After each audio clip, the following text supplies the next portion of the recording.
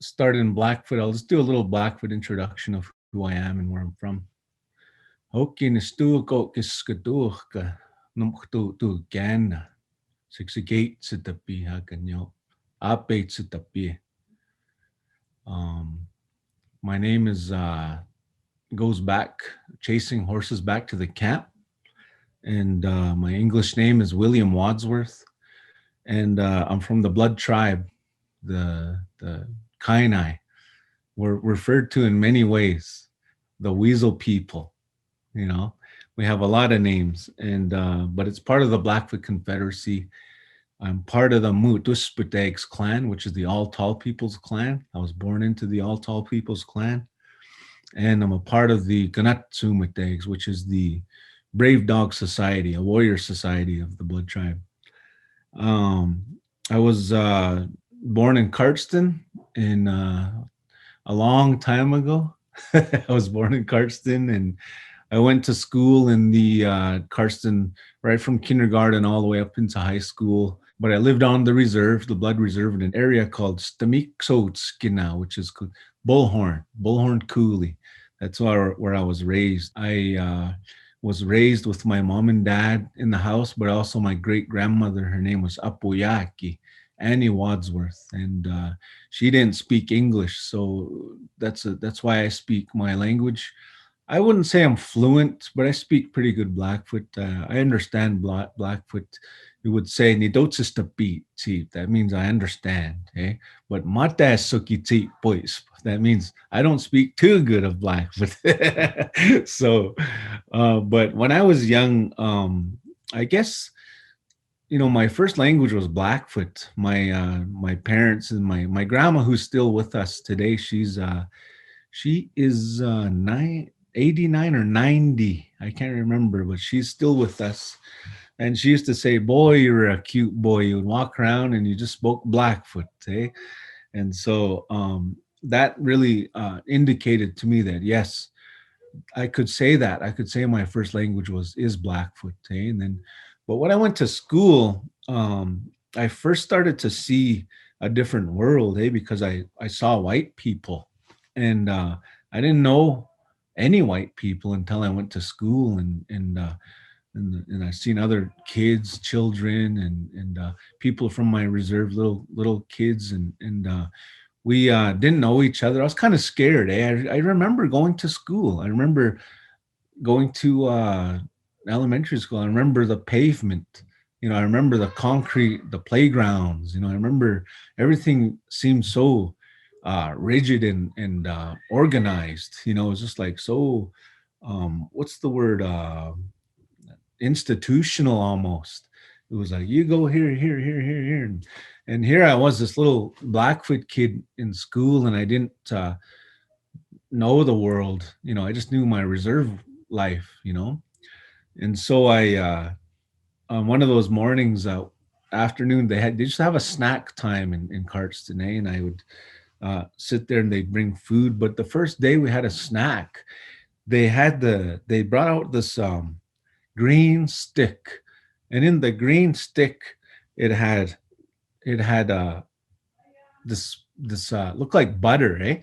And in my Blackfoot mind, I'm thinking, okay, that butter is going bad because it's really dark, okay? And it was the green stick, and so in my mind, I didn't know what it was, and we were supposed to eat this stuff, hey? And I was looked at another little guy beside me, and I told him in my language. I said, "I'm trying to stop you."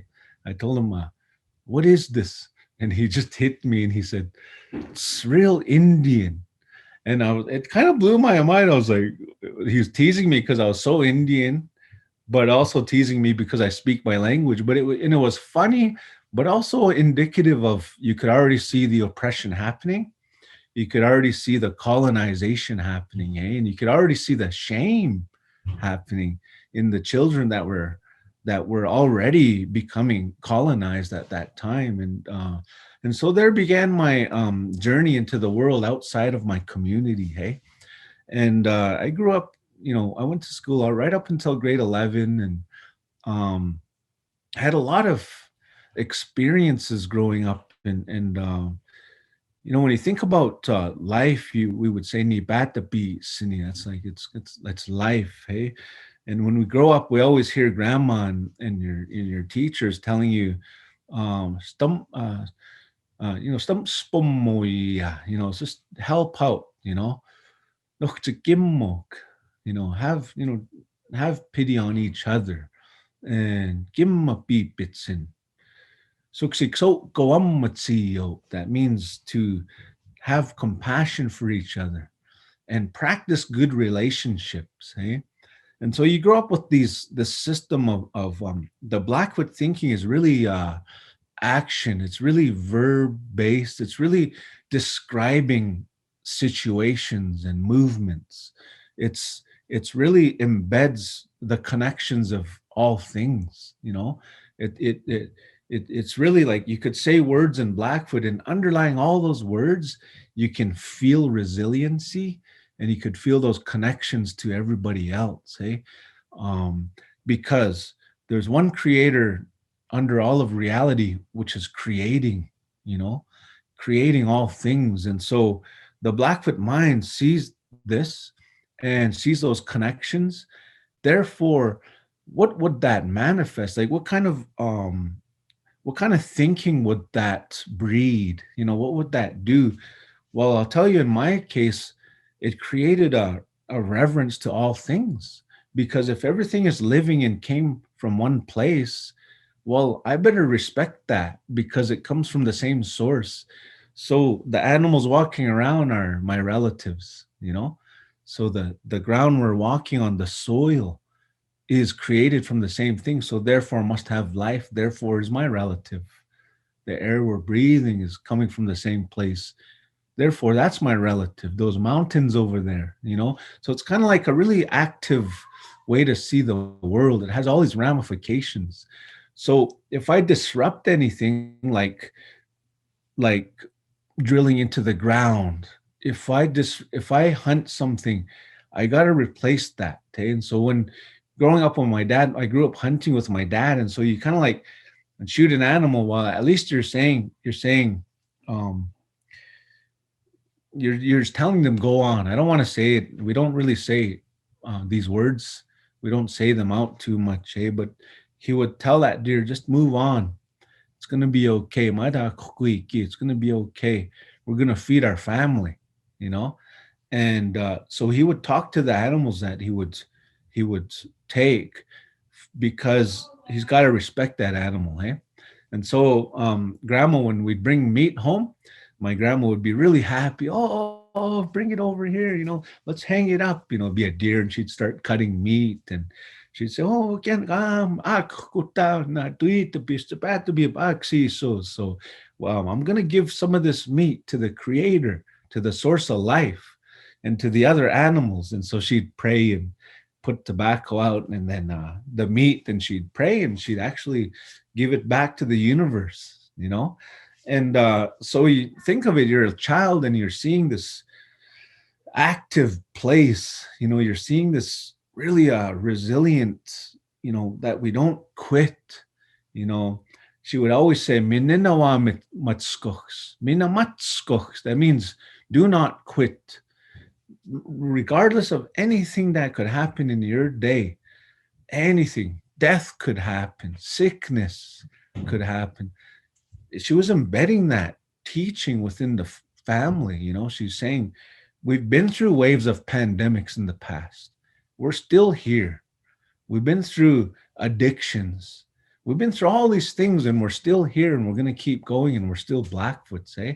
So think of it, you're a child, you're growing up around this mentality and teachings, and that just came into me. And so I just being an Indian. We use the words Indian to call each other Indians because that's what we've always known, eh? And so sometimes we use Native American, or sometimes we use Indigenous, but growing up it was just Indians. It was just everybody just called each other Indians. So, and now it's kind of like seen as derogatory and stuff, but I don't mind. I just say it anywhere. I don't care. I just say Indian or Indians. So Yeah, when we say words like I'll tell you this teaching. My grandma used to tell me, say I would be climbing up a piece of furniture, and I'm 2 years old, just like my grandson. I could hear him in there. He's running around already. My grandma would say, "Nuak, gagsinsi, gagagags," and she was telling me, "Watch out, you might fall, you might get hurt." And so I grew up with that language in my head, and she's always there in the back of my head through my life, even today, And so, but when you analyze Blackfoot, it's really, really interesting because the dimension and level of um, worldview embedded within each word is so deep.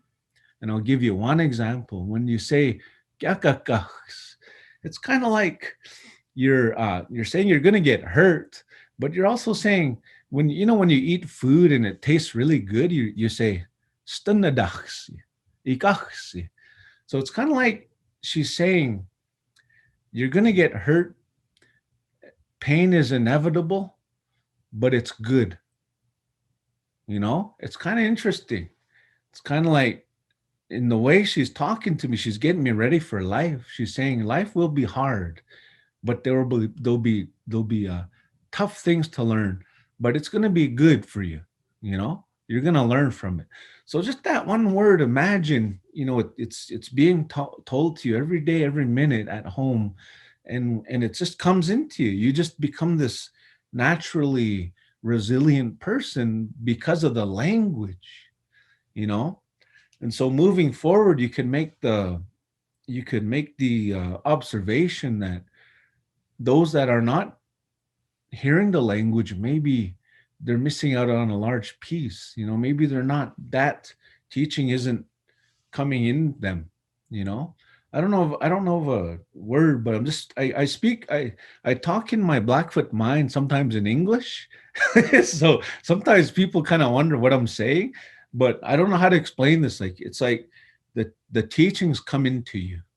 you know the teachings will absorb into you, not just your brain, but into your being, into your the body you're in. And so those teaching is kind of like, there's a word in Blackfoot when they're praying for you, they're speaking to those ancestors within you, within your blood and your DNA. Sometimes they're not talking to you, they're talking to your system. And how do you activate those ancestors within that child? That's what they're doing. And it's very powerful when you think of it that way. And there's an actual word for it, that we're talking to your ancestors within you and we're activating them in you so that you will become empowered and you'll embody those teachings.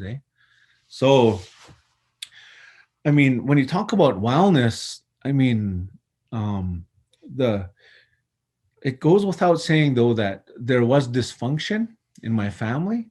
And I'll talk about it because I think that people can learn from my story a little bit, and I hope I reach at least one. If somebody will just hear this little piece, is that there was dysfunction. My mom and dad did go to residential school, and they were both punished for speaking their language, and being Indian, they were punished every day and daily, and taken from their home when they were children, and they they endured some pretty hard things. And so as a consequence, when they got done school, all it was work. So like, I was born and raised around cows. We had cows and horses, hey?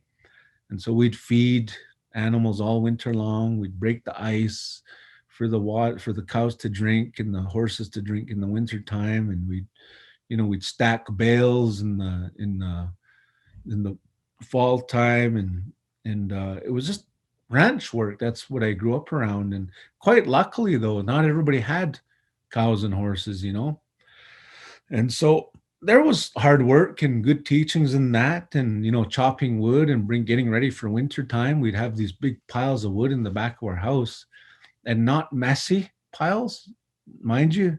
You should have seen my dad's stacks of wood. It was just nice. It was like they were all order. And so I'm just growing up around that work. environment and survival mentality, and my grandmother there always talking, always encouraging. And but there was the dysfunction of that residential school, was this pesky thing that was there. And I had a lump in my throat. I didn't know why my whole life. I didn't know why until I understood the whole thing.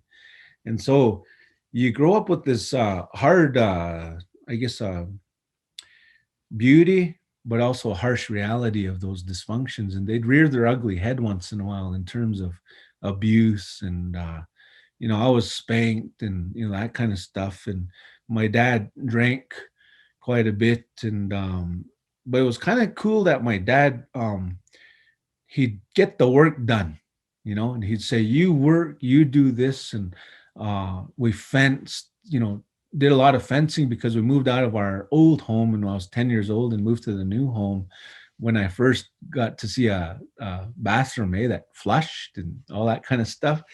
But it was like you had the house there with starting to see modern technology, and we had to build fences and plant trees and all that kind of stuff. So the work ethic was always there.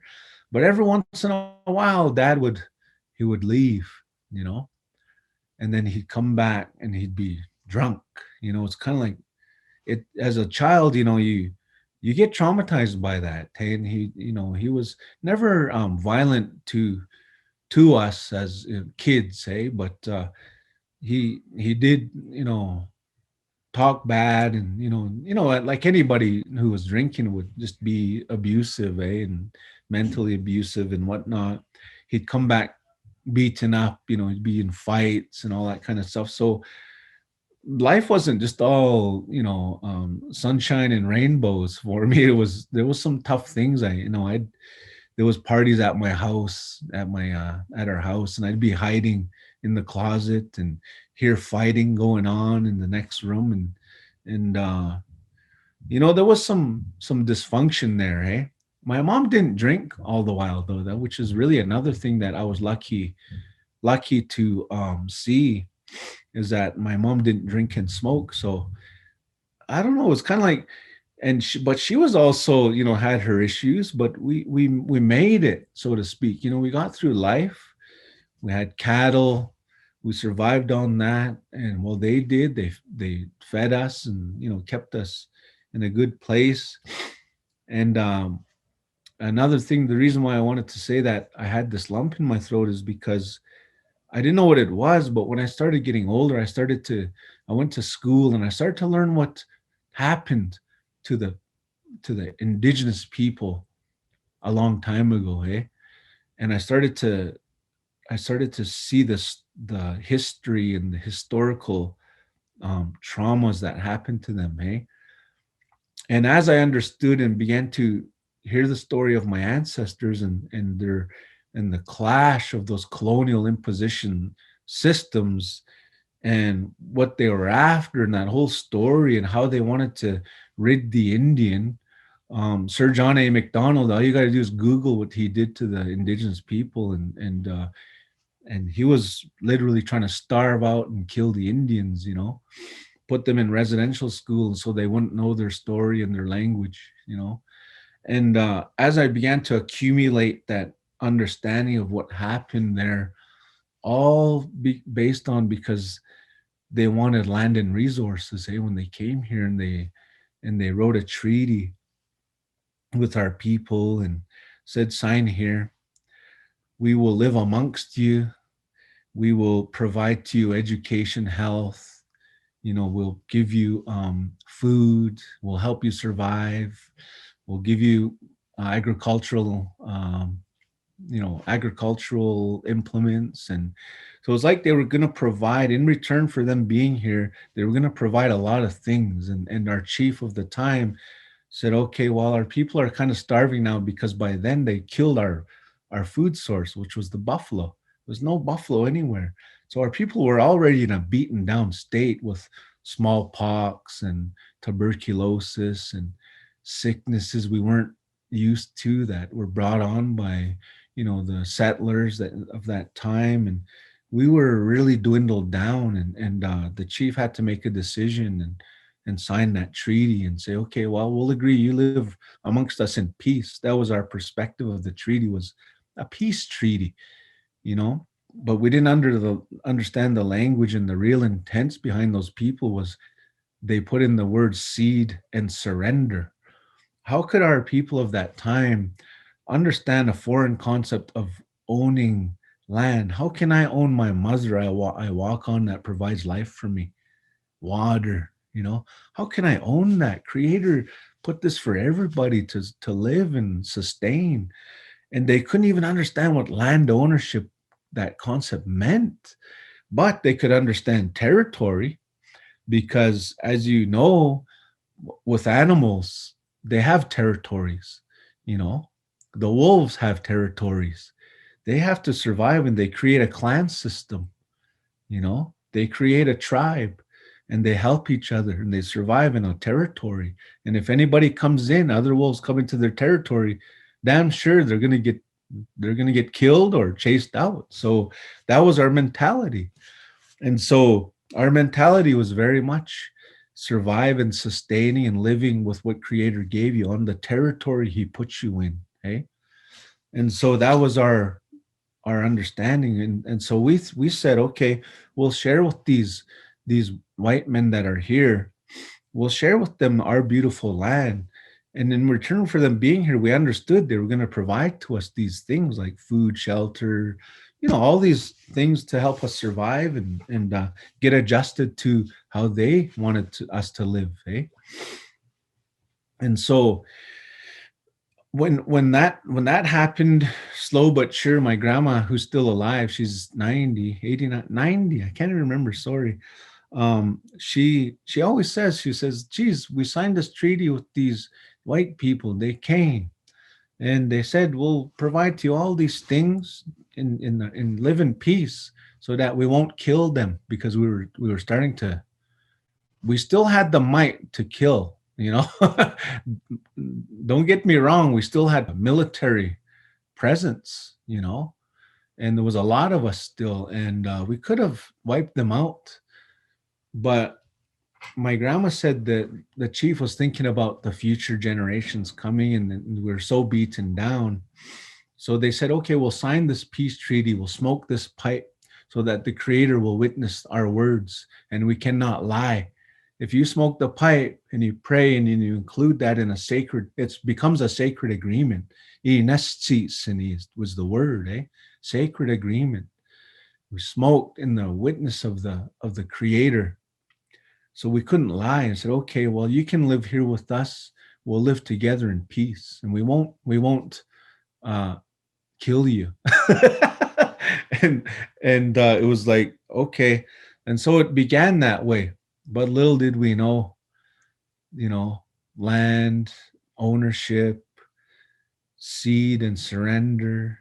And that treaty was a depth of a plow. That's what it was, to the depth of a plow. And so they lived here, and they began to take up land, and we got put on this small reserve. And my grandma says it kind of jokingly. She says, gee, they came here and they're supposed to live in peace, and next thing we're on this little reserve, little piece of land, and they own everything. From that Blackfoot mind, it's really very much so. The Indians got put on a piece of land, and then the white people owned everything after that. Assumed. It was just basically assumed. And from our perspective, they agreed to the sacred agreement. Creator was listening. What's going to happen? What's going to happen to them? There's, in our word, is means it's kind of like what you say and what you do comes back to you in a reciprocal karma type process. And so we're like, okay, well, they didn't own up to their end of the treaty, what's going to happen to them? And so it's like, but we've been, it's been a tough life, for most Indigenous people, because some of them can't adjust to it. They can't adjust to this world that is filled with consumerism and commodification of all things. There's a price tag to everything. And the Indian mind is just, I need to live with and treat everybody good and help each other. That's what the language and the teachings of the Creator left us here. And so we have these many ceremonies where we're praying for all people of the world, even you, even your ancestors, your people, for water, clean water, you know, in a place that our children will live in a good place when they're born. And so even though we get hated on every day, when we walk in Lethbridge. One time I was walking to the drugstore here in Lethbridge, and somebody told me, "Go home, Indian." I had to think. Oh, I thought I was home. But yeah, those kinds of things happen all the time, and it's still there that um it's really illogical thinking, and nevertheless we still pray for everyone. We still have those ceremonies. We would pray for everybody, even though we're treated and mistreated like that, hey. And so going back a little bit to understanding that history and that trauma that happened to my parents. My parents still don't say I love you. Even to this day, they still don't hug.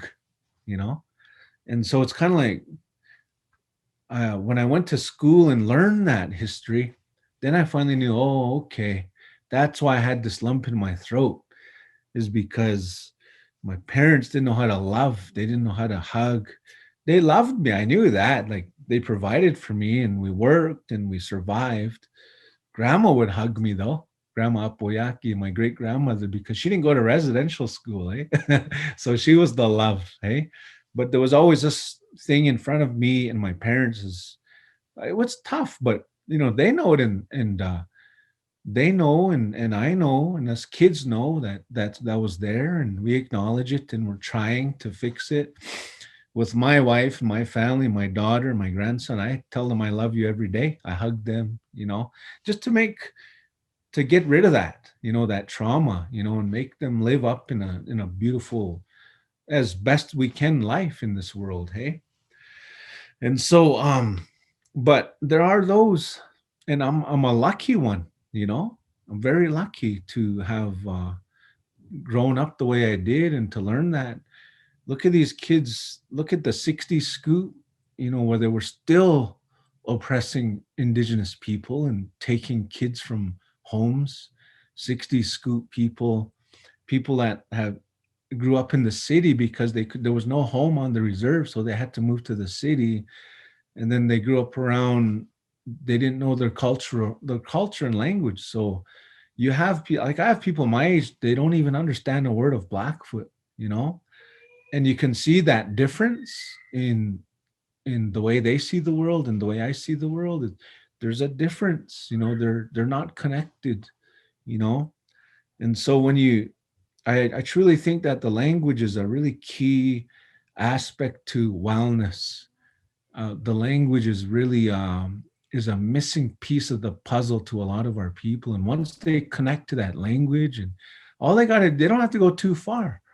Grandma just lives down the road, you know, not even far away. They can go to their home, and they could visit their people and engage in the ceremonies that are still happening. We still have our societies and our teachings. They just got to reach out and go out there and try, but maybe they're shy. Maybe they don't feel like they belong. And there again, that's that disconnection, systemic imposed disconnection. And so, yeah, I'm going to kind of like talk about wellness and my story so that maybe somebody will learn from me. I my I grew up going to I'm a singer, so I went to a lot of ceremonies. And so I learned the songs, and going to the sweats and stuff. Just grew up around singing, and that's become a really integral part to who I am. It's really part of me. And a lot of people who know me, a lot of people don't even know I'm an academic, that I'm going to school and stuff. They know me as the singer. the guy that sings the songs and knows his, knows a little bit of his language. He's a little crazy, but he knows a few things. But yeah, it's like that. I'm so lucky again because I grew up around my dad. He used to sing those old owl dance songs, drinking songs, you can call them, man. He'd sing those uh I'll think of a song. I'll even show you this song. It's something like she said she don't love me anymore, but I don't care. I got another one. Hey, hey, those are the old 49 songs, eh? Hey, hey, ha, ya, hey, ha, hey, ha, na, hey, ha, hey, hey, hey, ha. She said she don't love me anymore, but I don't care. I got another one. Hey, hey. So I kind of grew up around that kind of thing. I'd hear him in the next room. They'll be drinking. There was still beauty in it, even though there was dysfunction. You could find those moments of beauty, and I grew up around that kind of stuff, singing. My great grandmother, she sang. My grandmother sang. My uncles all sang. Uncle Melvin Wadsworth was a singer. It was just we just grew up around singing, hey. So I think that those cultural roots and being there amongst all the dysfunction, but yet there's still culture happening and language, it really helped me, because when I grew up, when I heard when I went through hard stuff, I could just hear it in my mind. Minamatskoks, don't give up. Stami kakima, try hard, you know? And they were stern. And they say no gana. They would say, Matestunnoa. It's kind of like we're not scared of anything, our people. We've been through hard stuff. We've been through all these bad things, but we're still here, you know? So it was really empowering because it was like my uncles too would be rough on me, with the horses. I had to help them break horses and stuff, and they'd be mean, but love at the same time. So it was just teaching me resilience. And I'd always hear that. I mean, I'm not skooks, you know, um, don't be afraid. Don't quit. What are you scared? It's a teasing mentality. It's kind of, what are you scared? Come on, man. Us Blackfoots aren't scared of anything, So we grew up really tough, and really tough. And as you guys probably know, I mean, most Indigenous people, it's funny and strange, but they'll fight anybody. That resilience, it's something in there, maybe looking back, not even 100 years ago, we had a war here, Indian Battle Park. All you got to do is Google Indian Battle Park. Those very genes are still in our system, so fresh, you know. When you talk about epigenetics, it's kind of like there's a mixture of trauma and a mixture of warrior inside, and those were ignited along the way. And those genes were ignited, and as a consequence, you still have very warrior-like people, even the women. They're very strong people. Don't get me wrong, they're no pushovers. So I guess back to that upbringing and teaching of the language and the mentality, and the whole kind of like the whole community would really contribute to how the children were raised. And my uncles and aunties would give me shit, get mad at me. My parents they wouldn't intervene. They would say, oh, you gotta that means you heard them. That's all they tell me. And I was asking my parents to protect me. No, they say, that's what they're telling you. You listen, you know? So it's kind of like, it was really cool. It was a really communal approach, and that community feeling was there, right? And so I grew up around that kind of feeling. Very strict at times, um, very dysfunctional at times, but very loving at times. Hey, and so I think I was a very lucky young fellow to have experienced all those, because even today, I mean, my family, sometimes they'll say you're pretty, sometimes you can be pretty mean, eh? But it's not being mean. It's being, it's speaking out of the love I have, because I don't want them to fall in any way, eh? So I will be strict if I have to, you know.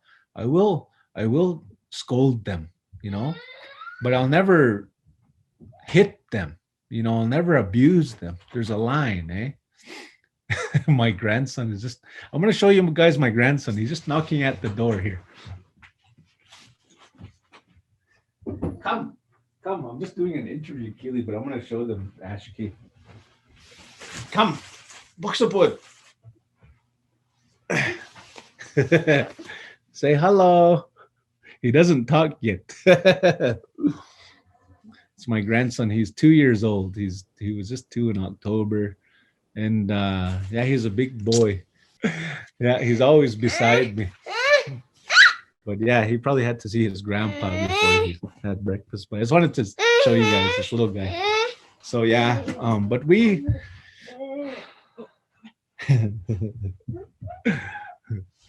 so this guy, you know, that little guy there walking around, I talk to him in Blackfoot every day, all day. He's gonna learn, he's gonna know, he's gonna hear those teachings, you know. And it was really funny because before COVID, he was going to daycare, and I had one of his teachers there at the daycare say, "Does he understand English?" I didn't realize he was mostly hearing Blackfoot here, you know, and I didn't realize that. And I was like, "Oh, that's funny," you know, because every morning I say, "Oh, Tamix kanani puksaput, I'm stupid." So I'd be talking to him every day, all day, and I think maybe he didn't really understand English, hey? So they'd be telling him, "Come here, come sit here, you know, you're gonna have some snack, you're gonna drink," you know. He didn't understand that stuff, and he'd just have this blank look on him. And so a lot of those daycare teachers were saying, "Geez, I don't think he understands us." So, but yeah, that's my responsibility, and I think part of that word nitsokwa, I'm related to all things. It's not just human realm, nitsokwa. I'm related to everybody and everything. Eh? I think part of that creates a thinking of responsibility. You know, it really does hit home. It makes you feel responsible for your surroundings and everyone around you. Nitsokwa, my relatives. You know, and when we hear the elders stand up and speak before we eat, they'll stand up and they'll remind you what it is to be Blackfoot. They'll say, "You are Blackfoots. You guys help each other. You guys love each other. You guys don't let anybody fall. If somebody falls, you all of you go pick him up." You know, that's how the elders talk when they're before we eat, before a ceremony. They encourage you. Don't quit. They say this life is hard, but it's good. Itami ko. That means it's good life, but it's hard. Itami ko. It's good life, but it's hard. And so you'd hear all these things, and that was that being connected to that teaching in those languages, in our language, and the ceremonies, going to those ceremonies, and sweats, and hearing the strict teachings of our elders. And every elder, you better listen, you know, and the society itself, the community members themselves, enforce it. If you're messing around and the elder's talking, everybody around you is going to slap you. Come on, listen here, listen up, grandma's talking, listen, you know. And so it was like that the community really fostered and helped to perpetuate these teachings, because everybody had that responsibility. Why? Because they even heard the language and the teachings before we ceremonied. You know, they heard those teachings. Don't quit, try hard, help each other, be good to each other, you know. And just constant, it's constant there, you know. And so I think that's a really integral part to some of those that are are disconnected, I think they need to go home. You know, all they got to do is say what their name is, and they got family at home. All they got to do is say, "This is my name," and then you'll hear someone say, "Oh, come here, let me talk to you. I know your relatives. I know your grandpa." You know, but these some of these people are so disconnected, they don't know their grandparents and relatives, eh? But they'll meet their relatives, you know. It's hard on the reserve. It's not all beautiful life. It's hard because the dysfunction is still there. They're still trying to. Some people are worried about the next meal, you know, and some people are so broken down that all they do all day long is drugs and alcohol. I was driving through my community just yesterday, and you could see some young people just jumping around, and they're on opioids, they're on fentanyl and carfentanil, they're on heroin, you know, meth. Everything's out there, and you see some of these people gone. They're just gone. Nothing in going on. They're jumping around and overdosing. We have overdoses all the time, and it's not pretty. And here you see, sometimes you'll see elders say, "Geez, I'm looking out my window. You know, I'm looking out at the world. Things keep getting worse. You know, we're trying our best." It's just like a broken down feeling sometimes. You know, there's harshness on the reserve. You know, there's no jobs, overcrowded housing. It's not straight beautiful out there. It's hard. You know, and so, but yet, even though it is hard, you'll still hear them pray before they eat. Pray for all people. Ganas suga, be all good for all people. Health, good health, happiness, you know. And they're not just praying for Blackfoots and their family. Why? Because Creator's listening, and they're gonna see you.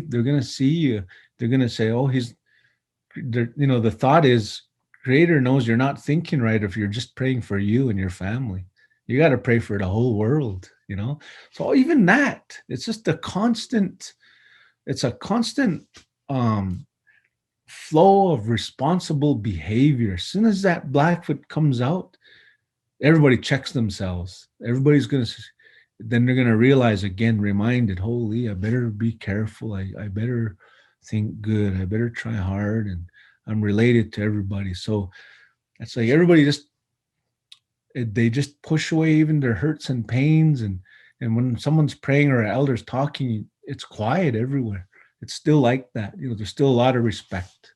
You know, and so that's really it's really a good thing. I think I guess that'd be the plus side of living on the reserve is you're so close to your teachings and your elders and your ceremonies and songs, eh? Um, yeah, I mean, I think that I've covered a lot of I've covered a lot, and I've spoken a lot about my life and how I lived, and the good and the bad. Again, my mom.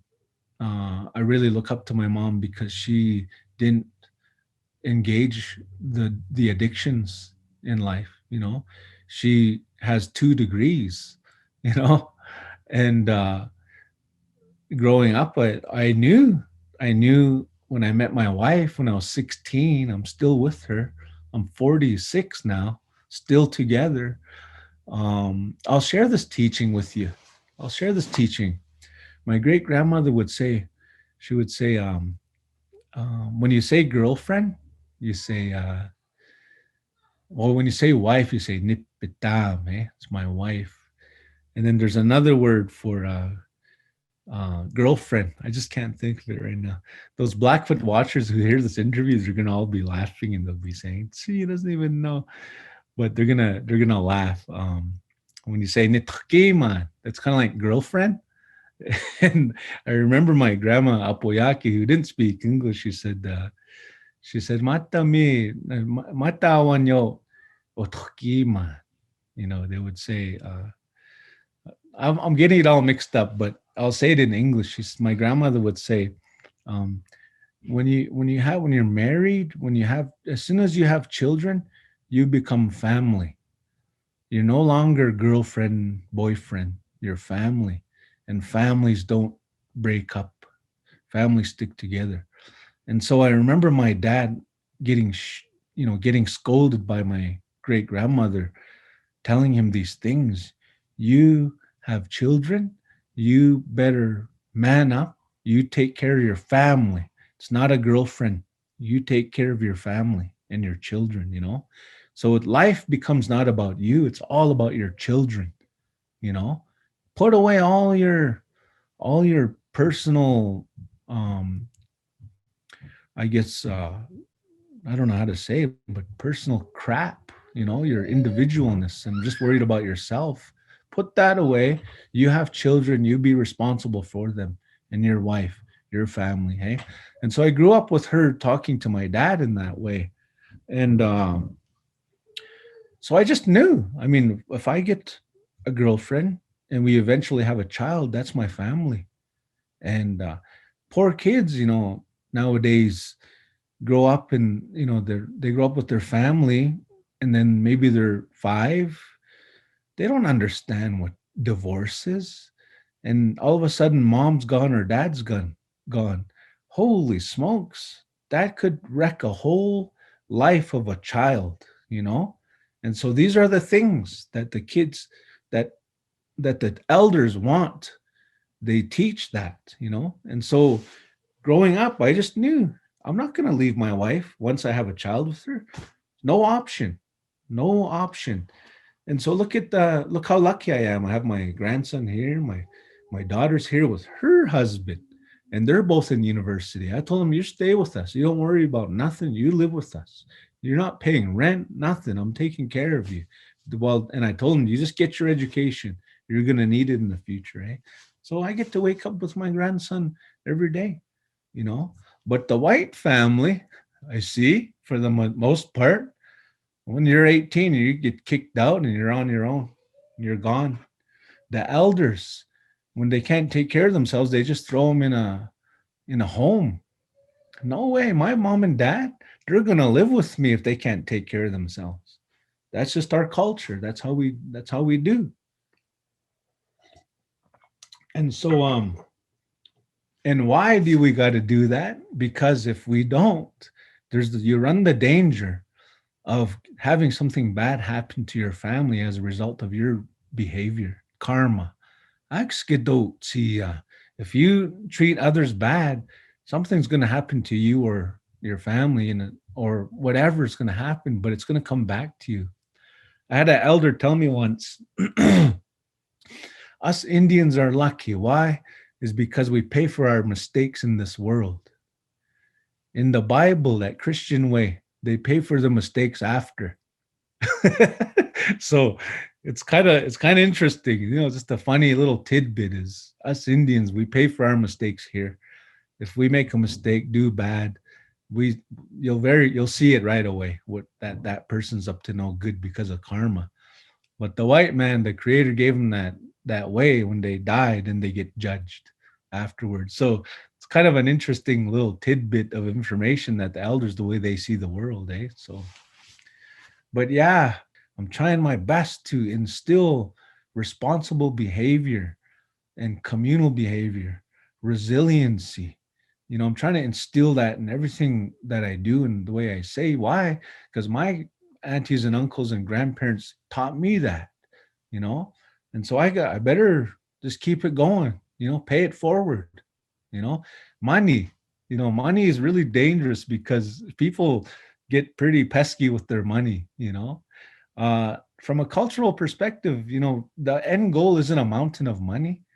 It's what do you do with it when you get it, hey? So you spread it out and you help people. When you have enough, help people. And that's how we are. That's just our culture. We help each other. But yeah, I'll stop there. And if you have questions, I'm here. Just ask.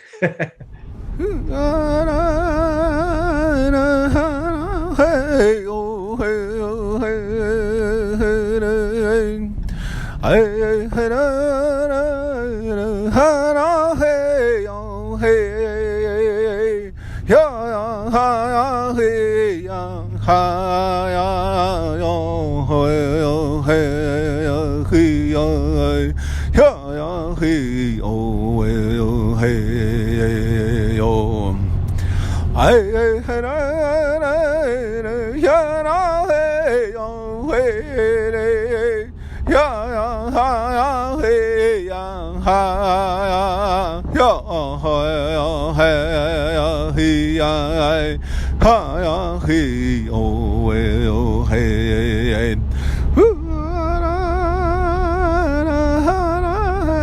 hey oh